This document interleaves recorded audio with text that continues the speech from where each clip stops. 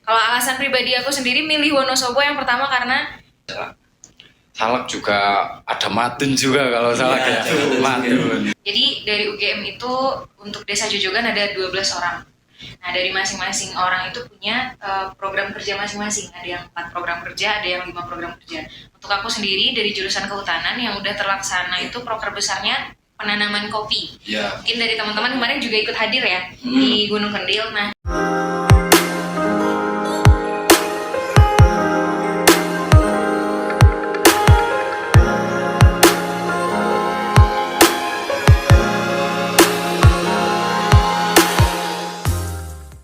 Oke, kembali lagi di acara Bicara.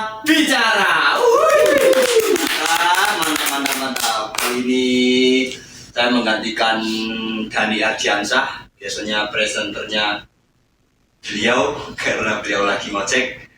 Sekarang digantikan oleh saya. Oke, di episode kali ini kita kedatangan tamu dari UGM.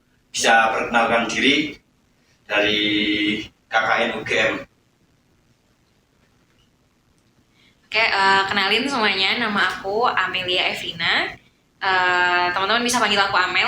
Aku asalnya dari Padang, Sumatera Barat. Wah, Jauh buat Sumatera. Mana Padang? Ya, Padang. Padangan Sumatera. Iya. Yuk lanjut. Aku Wahyu Miko, biasa dipanggil Uko. Asalnya dari Magelang. Oh ya, dari Magelang dan dari Padang. Dari Padang. Maaf saya agak medok ya bahasa Jawanya, bahasa Indonesianya agak medok. Selanjutnya dari di UGM kan ya, di Universitas UGM. Untuk fakultasnya Kalau saya sendiri dari Fakultas Pertanian. pertanian. Iya. Ya. Jadi kalau pertanian melihat suasana di sini gimana? Di sini kan kebanyakan mayoritas petani. Terus gimana? Ya, sebenarnya kalau dari saya sendiri sebenarnya cocok dengan bidang saya mas kalau di pertanian. Karena kan di sini mayoritas warganya kan petani kentang seperti itu ya. Terus selanjutnya dari Pak Amel bisa ditanyakan saudara Alim. Ya kalau Mbak Mel mengambil fakultas apa itu? Aku dari jurusan kehutanan. Oh, kehutanan.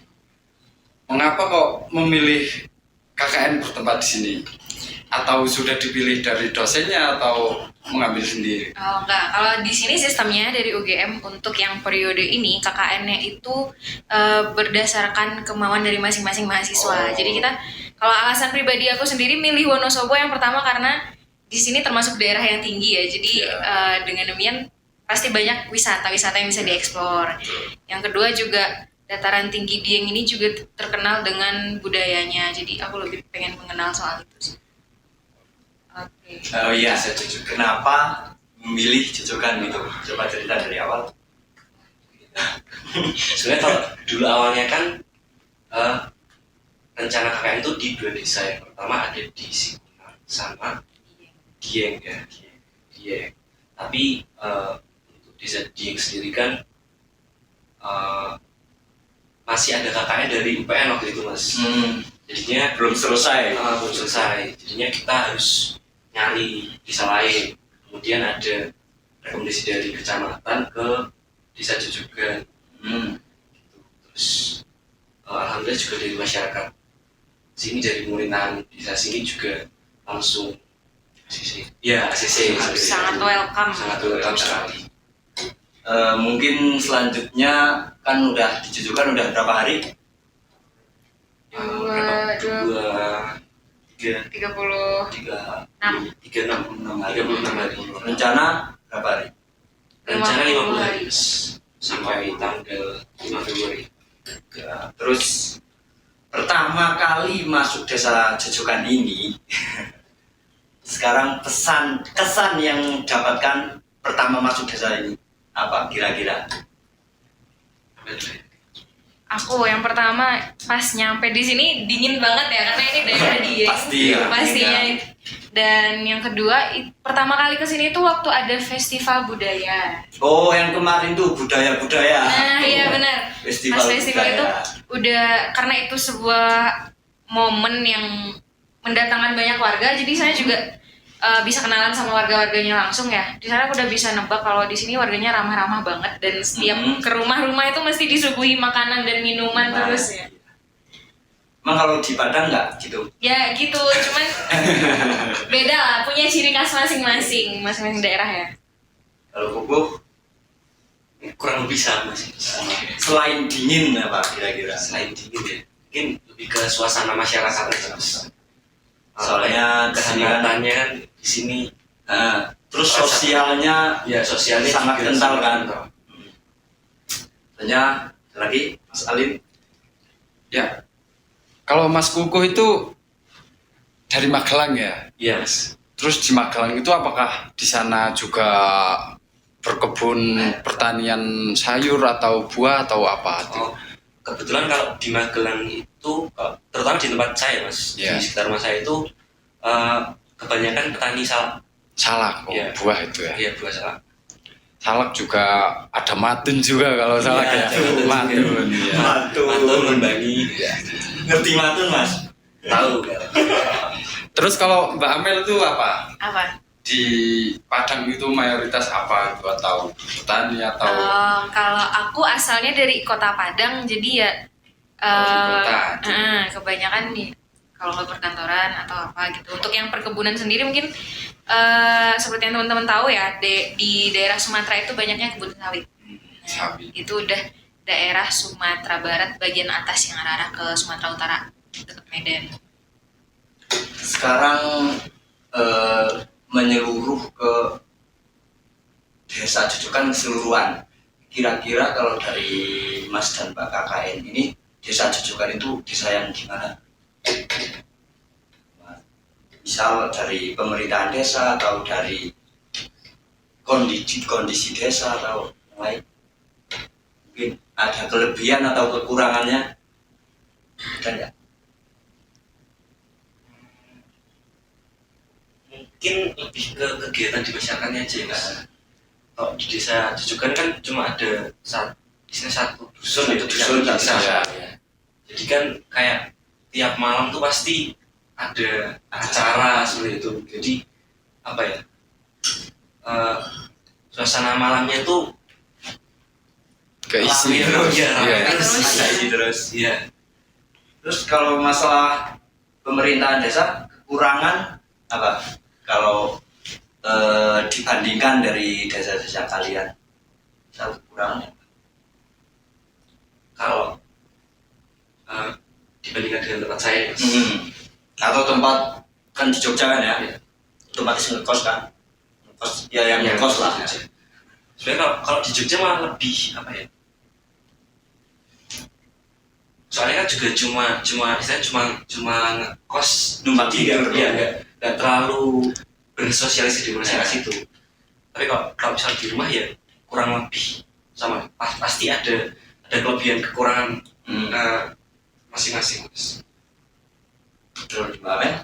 Kalau dari aku lihatnya desa Jojogan ini yang pertama aku amazed sama kegiatan-kegiatan masyarakatnya. Ini kayak yang dibilang Kuku tadi, tiap malam selalu ada acara dari masing-masing komunitas, masing-masing organisasi, entah itu perjanjian atau kumpulan Karang Taruna, Linmas dan lain-lain, itu setiap malam ada. Dan wah gitu loh, ternyata di sini ramai terus ya.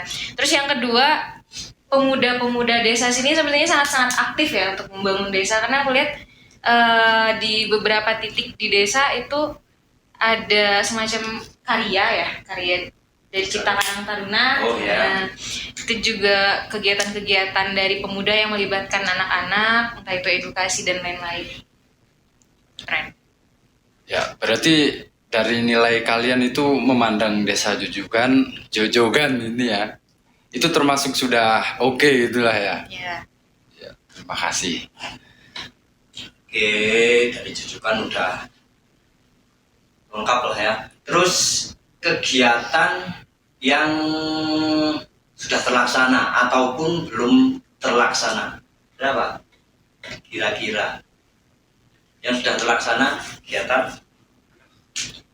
Untuk kegiatan yang sudah terlaksana dari tim KKN sendiri sebenarnya membawa program kerja masing-masing ya Mas. Jadi dari UGM itu untuk Desa Jojogan ada 12 orang. Nah dari masing-masing orang itu punya program kerja masing-masing. Ada yang 4 program kerja, ada yang 5 program kerja. Untuk aku sendiri dari jurusan kehutanan yang udah terlaksana itu proker besarnya penanaman kopi. Ya. Mungkin dari teman-teman kemarin juga ikut hadir ya di Gunung Kendil. Nah tujuannya penanaman kopi itu sebenarnya untuk menjadi ajang perekat antara seluruh lapisan di masyarakat Jojogan. Karena dengan benar, karena pelaksanaannya di sana aku mengundang semua organisasi yang ada di desa.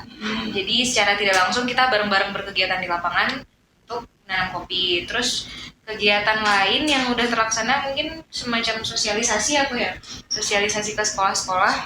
Ke SD, MI, berarti juga mau ke TK gitu terlaksana. Kalau kesulitannya membuat kegiatan di sini apa? Program di sini. Kesulitannya Kesulitan ya. Kalau dari aku mungkin lebih ke ini sih Mas. Kan KKN periode kamu kan persiapannya kan mepet ya Mas. Jadi observasi ke lapangannya itu masih kurang gitu Mas. Kurang persiapan gitu atau Kayak gimana?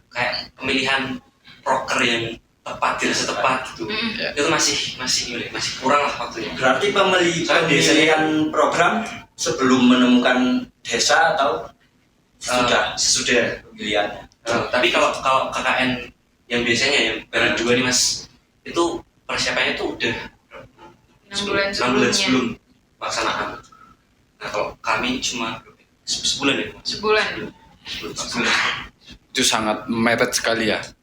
Ya. Kalau yang belum dilaksanakan atau akan dilaksanakan? Untuk yang sedang terlaksana sekarang itu tentang pembuatan master plan dari wisata Batu Gripik, Panjat Tebing Batu Gripik. Itu kan wisata yang cuman bisa digunakan oleh beberapa orang dengan minat khusus gitu ya. Nah rencananya dari kami mau mengembangkan gimana caranya spot ini bisa didatangi oleh semua orang. Gak cuman buat orang-orang yang mau panjat tebing doang. Kegiatan andalan yang itu master plannya Batu Gripik andalan Grandmaster kan ya, buat Grandmasternya proker udah harus ngomong. Terus selanjutnya yang kegiatan yang diunggulkan paling diunggulkan. Kegiatan yang paling diunggulkan buat Program unggulan. Iya, yang paling inti lah. Cara apa nih? Atau itu Cara apa? Batu Gripik atau bukan? Ada 3 ya. Ada 3 itu apa aja? Yang pertama itu yang penanaman kopi, yang kedua ada pengembangan UMKM. Nah, terus yang ketiga pengembangan spot wisata Batu Gripik. Itu yang belum terlaksana Batu Gripik itu ya? Sedang terlaksana sih. Oh sedang. Lebih Ya. tepatnya. Terus Mbak Amel ini kondisi hutan di Dieng seperti apa? Sejujurnya waktu aku survei pertama kali ke sini, aku sebenarnya belum pernah ke Wonosobo nih Mas. Ya. Pertama kali ke sini itu jalannya udah nanjak-nanjak gitu kan. Terus lihat gunung-gunung.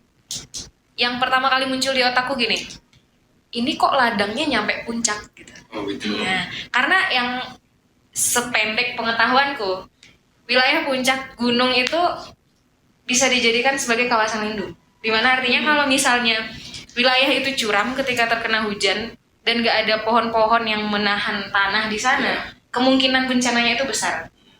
Jadi pertama kali kesini ngelihat ladang-ladang yang sangat masif ya, perladangan di sini, perladangan kentangnya sangat masif tuh cukup kaget dan sedih juga gitu loh, hutannya mana nih gitu, ladang semua.